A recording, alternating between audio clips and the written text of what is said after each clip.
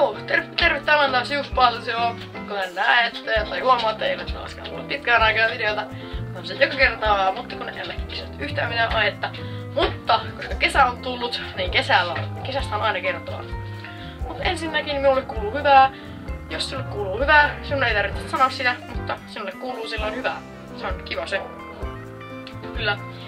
Ja kesästä mä olin kesän oikeastaan koko ajan kotona, paitsi että mä kävin 2 leirillä. Kävin nuoriteatterileirillä, siellä niin harjoiteltiin teatteria ja kaikkea muuta. Ja sitten mä kävin Kuopion tanssileirillä. Se on semmonen kiva tapahtuma, jossa sitten siellä loppunäytökseen tulee Jorma Huotinen tsekkaamaan kakkonen. Mut siis se on Jorma kova äijä.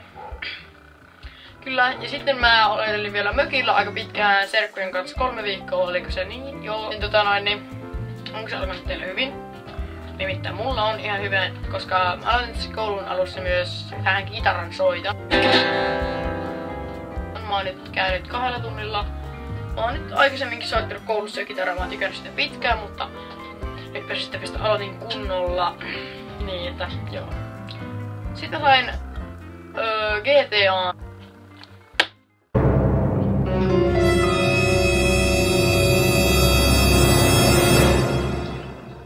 Tässä vähän aikaa sitten, jos te haluat tulla munkaan pelaamaan sitä PlayStation 3, siis tietenkin.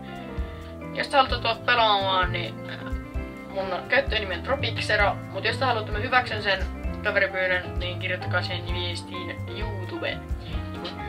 Niin. Joo, tää oli vaan tämmönen kuuluminen video, sairaan nopee.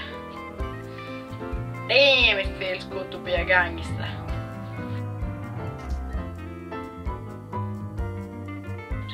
Mut siis joo. Kyllä, niin mä sain uuden puhelimen Samsung Galaxy S5 Active. Tämä on hyvä, täällä voi kuvata veden alla kaikenlaista hauskaa soopaa. Joo, ja Snapchat on tosiaan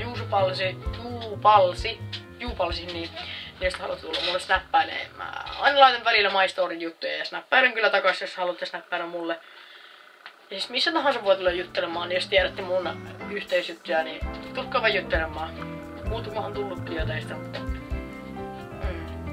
juttelemaan sulta saa tulla. Ei oo mitään kielletty, mutta tänään ei ollut muuta. Kyllä. Ei ollut muuta.